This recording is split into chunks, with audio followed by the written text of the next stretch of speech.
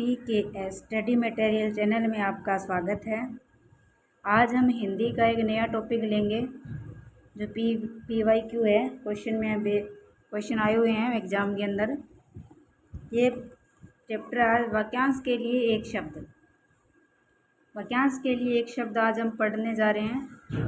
मुक्ति पाने का इच्छुक वाक्यांश के लिए सार्थक शब्द है, तो वो कौन सा है? मुमुक्षु। जो मुक्ति पाने का इच्छुक है, मुक्ति पाने का इच्छुक, उसे कहते हैं मुमुक्षु।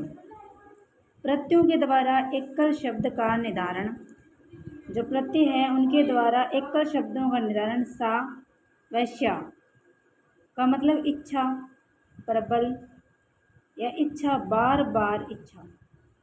शु का मतलब होता है इच्छुक और प्रबल, इच्छुक, बार बार इच्छुक।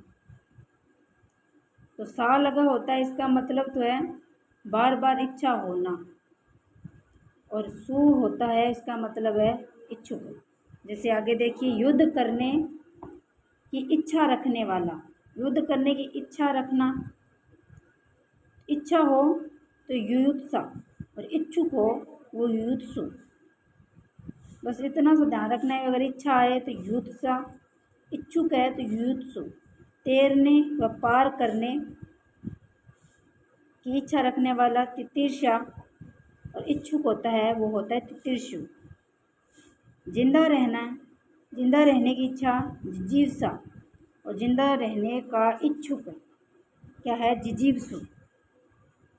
मरने की इच्छा रखने वाला मुमूर्षा और मरने का इच्छुक है मुमूर्षु।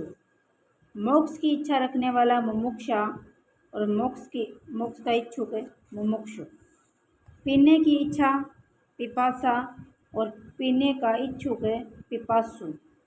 खाने व भोग की इच्छा रखने वाला बुभुक्षा और इच्छुक होता है बुभुक्षु। भोजन करने की इच्छा जिगत्सा और भोजन करने का इच्छुक जिगित्सु। मारने व घात करने की इच्छा जिगांसा और इच्छुक होता है वो जिगांशु। सेवा करने की इच्छा होती है उसे कहते हैं शुश्रूषा और इच्छुक होता है शुश्रूषु। घृणा करने की इच्छा जुगुप्सा और इच्छुक होता है जुगुप्सु। विजय प्राप्त करने की इच्छा जिगीसा और इच्छुक होता है वो जिगीसु। सृजन करने की इच्छा शिश्रक्षा और इच्छुक होता है शिश्रक्षु।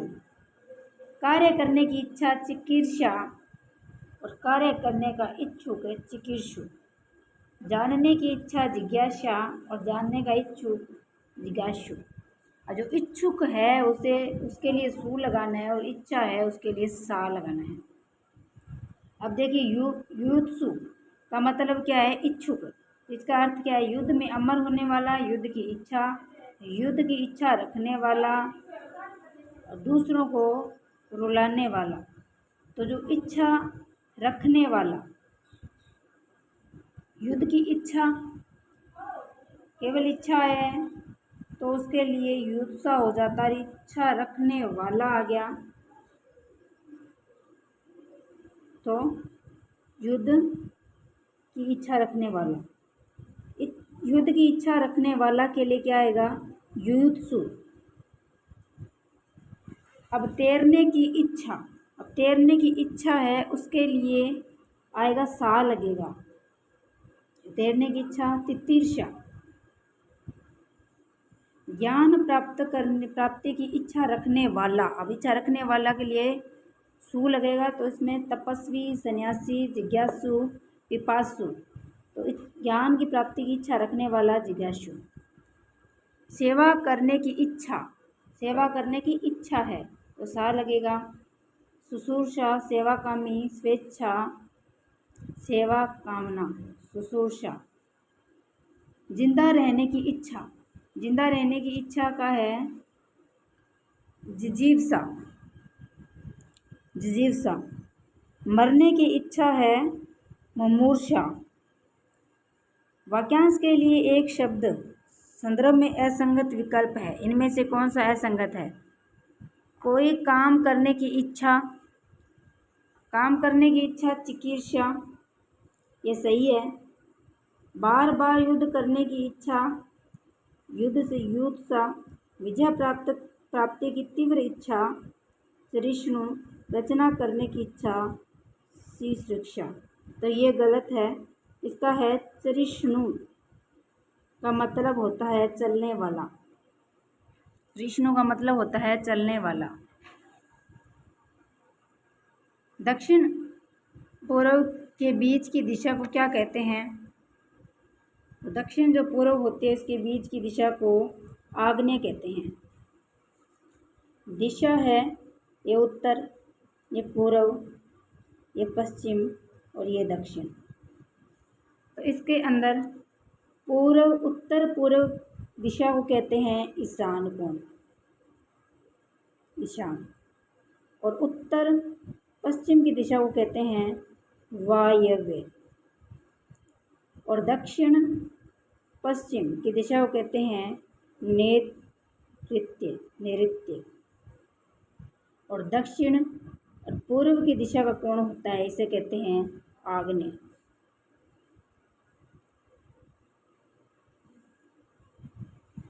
पूर्व और उत्तर की दिशा का कोण ईशान, उत्तर और पश्चिम दिशा का कोण वायव्य, दक्षिण और पश्चिम की दिशा का कोण नैऋत्य और दक्षिण और पूर्व की दिशा का कोण आग्नेय।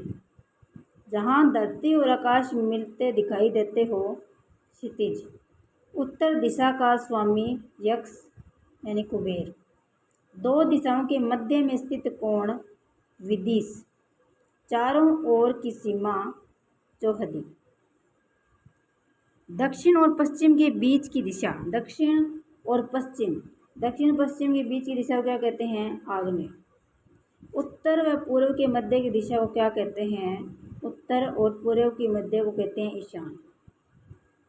संध्या और रात्रि के बीच का समय क्या कहलाता है? संध्या और रात्रि के बीच का समय कहलाता है गोधूली। अब सूर्योदय से पूर्व का समय, सूर्योदय से पूर्व का समय उषा काल से, सूर्य उदय नहीं हो उससे पहले का समय उषा काल से पहले का समय। सूर्योदय से पूर्व का समय तो उसे कहते हैं उषा काल, अरुणोदय, प्रत्यूष काल। सूर्योदय से पहले 2 घड़ी तक का समय ब्रह्म मुहूर्त। सूर्योदय से सूर्यास्त का समय दिनमान। दिन का प्रथम भाग, दोपहर से पहले का समय, उसे कहते हैं पूर्वाहन या पूर्वाहन। दिन का मध्य भाग मध्याह्न। और दिन का अंतिम भाग दोपहर के बाद का समय। संध्या और रात्रि के बीच का समय प्रदोष। दिन का अंतिम भाग होता है दोपहर के बाद का अपराह्न या प्रातः। संध्या और रात्रि के बीच का समय होता है उसे कहते हैं प्रदोष या पूर्वरात्र। रात्रि व संध्या के बीच की बेला। संध्या का वह समय जब गायें जंगल से लौटती है और उनके चलने की धूल आसमान में उड़ती है, उसे कहते हैं गोधूली। रात का मध्य भाग होता है निशीथ और मध्य रात्रि का समय होता है मध्य रात्र। अगला क्वेश्चन देखिए, आधी रात अर्थ का घोतक शब्द किस क्रमांक में है? तो वो क्या होता है? निशीथ, आधी रात। निशीथ यानी रात का मध्य भाग होता है निशीथ। किस वाक्यांश के लिए प्रयुक्त शब्द सार्थक नहीं है? जिसका अनुभव, ये देखिए पटवार 2021 में आया हुआ, जिसका अनुभव किया जा चुका हो अनुभूत, जिसका अनुभव किया जा चुका हो अनुभूत, जिसे जीता न जा सके अजेय, बिना वेतन काम करने वाला अवेतनिक, बिना वेतन काम करने वाला अवेतनिक। दोपहर के बाद का समय पूर्वाहन, तो ये इसके अंदर सार्थक नहीं है। दोपहर के बाद का जो समय होता है उसे कहते हैं अपराह्न और दोपहर से पहले का समय होता है उसे कहते हैं पूर्वाहन। दूसरों की त्रुटियां खोजने वाला कहलाता है छिद्रान्वेषक। अगला है किसी काम या व्यक्ति में दोष निकालने का कार्य है छिद्रान्वेषण। दूसरों के दोषों को ढूंढने वाला छिद्रान्वेषी या छिद्रान्वेषक। किसी साहित्यिक कृति की समालोचना करने वाला क्या कहलाता है समीक्षक। आय और व्यय के आंकड़ों की जांच करने वाला अंकेक्षक। गुण दोषों का विवेचन करने वाला आलोचक। किसी व्यवस्था की देखरेख करने वाला निरीक्षक। किसी की योग्यता की जांच करने वाला परीक्षक। किसी वाक्यांश के लिए प्रयुक्त शब्द सार्थक नहीं है पराया दोष ढूंढने वाला तथ्यान्वेषी। पराया दोष है मतलब किसी अन्य का दोष ढूंढना, वो तथ्यान्वेषी नहीं होता, उसे कहते हैं छिद्रान्वेषी। तो ये गलत हो गया। जो अधर्म करने से डरे यानी कि धर्मभीरु। आश्रयदाता को प्रसन्न करने के लिए कही जाने वाली झूठी सच्ची बात ठकुर सुहाती। जिसने अनेक विद्वानों से विभिन्न शास्त्रों का ज्ञान प्राप्त किया हो बहुश्रुत। हर समय दूसरों की कमियां ढूंढने वाला वाक्यांश के लिए सार्थक शब्द होगा तो होता है छिद्रान्वेषी। अगला प्रश्न है इंद्रियों से संबंधित है। इंद्रियों से संबंधित है वह है इंद्रिय जो इंद्रियों की पहुंच से परे हो। इंद्रियों की पहुंच से परे हो उसे कहते हैं इंद्रियातीत। इंद्रियातीत जो ज्ञानेंद्रियों की पहुंच के बाहर हो अतीन्द्रिय। इंद्रियों को भ्रमित करने वाला इंद्रजालिक। जिसने इंद्रियों को वश में कर लिया हो जितेंद्रिय। जो ज्ञानेंद्रियों की पहुंच के बाहर हो उसको क्या कहते हैं अतीन्द्रिय। अति हो जाना, ज्ञानेंद्रियों की पहुंच से बाहर हो जाना अतीन्द्रिय। और जो इंद्रियों को भ्रमित करे तो उसे जाल में, जैसे याद करने की दृष्टि से बताएं, जो इंद्रियों की पहुंच से परे हो यानी कि इंद्रियातीत पहुंच से परे हो। और जो ज्ञानेंद्रियों की पहुंच के बाहर हो यानी कि ज़्यादा ही हो गया अतीन्द्रिय। इंद्रियों को भ्रमित करने वाला भ्रमित यानी जाल में फंसा लेता है इंद्रजालिक। जिसने इंद्रियों को वश में कर लिया यानी जीत लिया जितेंद्रिय। जिसने इंद्रियों को वश में कर लिया हो जितेंद्रिय। अभिप्सा शब्द किस वाक्यांश के लिए प्रयुक्त होता है अभिप्सा। अभिप्सा है कि किसी वस्तु को पाने की नितांत इच्छा। सोने की इच्छा सुसुप्सा। सांसारिक वस्तुओं को प्राप्त करने की इच्छा ऐसना। लाभ की इच्छा लिप्सा। सृजन करने की इच्छा शिश्रुक्षा। किसी वस्तु को प्राप्त करने की तीव्र इच्छा अभिप्सा। प्रतीक्षा युक्त प्राप्त की तीव्र इच्छा उत्कंठा। अधिक से अधिक पाने की तीव्र लालसा तृष्णा। वह स्त्री जिसका पति परदेश से आने वाला हो उसे कहेंगे आगमिष्यत पतिका। आगमिष्यत पतिका। वह स्त्री जिसका पति परदेश से आने वाला हो आगमिष्यत पतिका। वह पत्नी जिसका पति विदेश जाने वाला हो उसे कहते हैं पर्वतस्येति पतिका। पर्वतस्येति पतिका। वह नायिका जो दिन में अपने प्रेमी से मिलने संकेत स्थल पर जाती है उसे कहते हैं दिवा विसारिका। दिन में तो दिवा विसारिका। वह स्त्री जिसका पति प्रदेश गया हो प्रोसित पतिका। वह स्त्री जिसका पति प्रदेश से अभी लौटा हो आगत पतिका। वह स्त्री सूर्य को भी न देख सके ऐश्वर्यम पश्या। अपने ही पति से अनुराग रखने वाली स्त्री स्वकीया।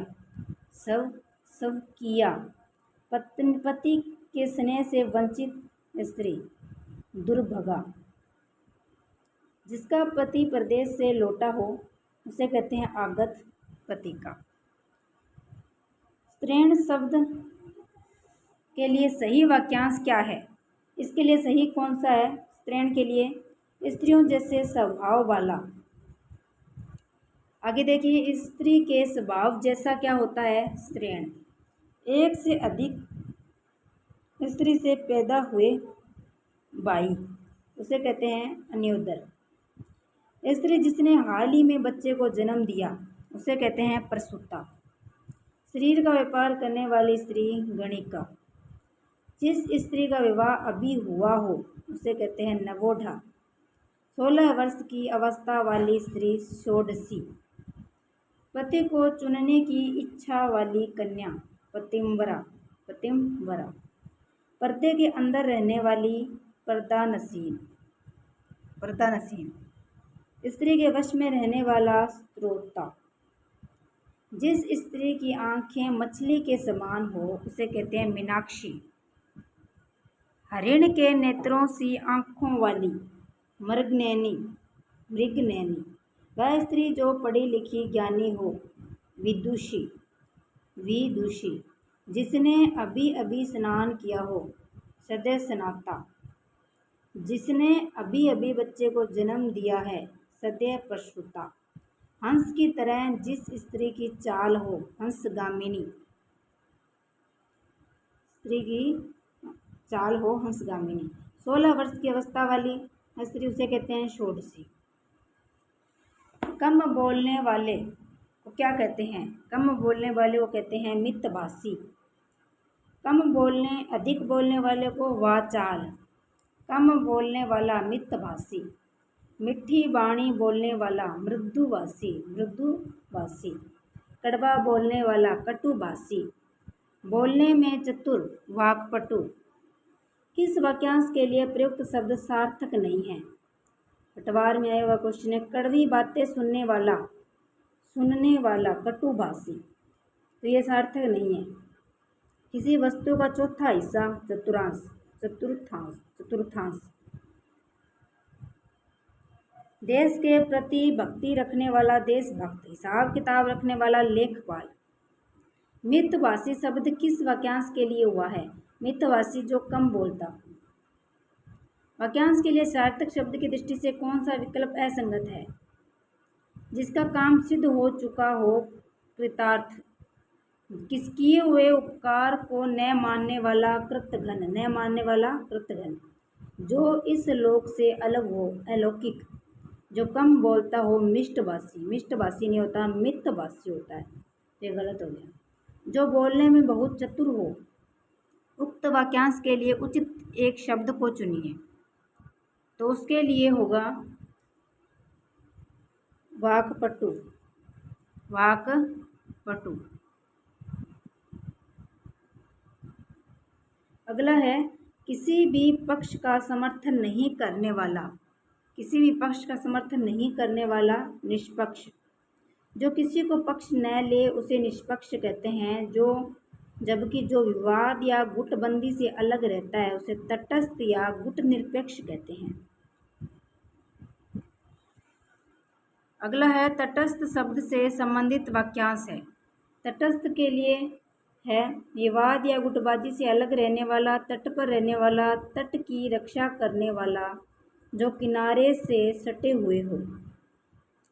तो इसके लिए जो विवाद या गुटबाजी से अलग रहने वाला तटस्थ है, और जो किनारे से सटे हुए हो उसे भी तटस्थ कहते हैं।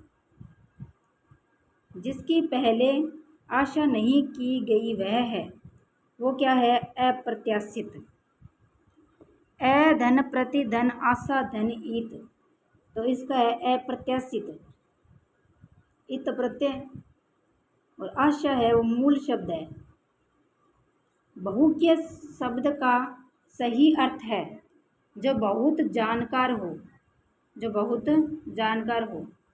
विद्वान या विशेषज्ञ उसे कहते हैं विज्ञ। वह जिसमें कुछ भी ज्ञान न हो उसे कहते हैं अज्ञ। वह जिसे किसी बात का पता न हो उसे कहते हैं अनभिज्ञ। जिसे जाना न जा सके अज्ञ। अज्ञ। जानकार या परिचित अभिज्ञ। कम ज्ञान रखने वाला अल्पज्ञ। सब कुछ जानने वाला सर्वज्ञ। अधिक जानने वाला बहुज्ञ। जिनको थोड़ा ज्ञान हो उसे कहते हैं अल्पज्ञ। जो कुछ न जानता हो उसे कहते हैं अज्ञ। जिसे जाना न जा सके, वाक्यांश के लिए एक शब्द है अज्ञ। जाना ना जा सके, अज्ञ। तो आज के लिए इतने ही वाक्यांश के लिए एक शब्द हम पढ़ेंगे जो एग्ज़ाम में आए हुए हैं, PYQ है, हिंदी व्याकरण के। थैंक यू, धन्यवाद। राधे राधे, जय श्री कृष्णा।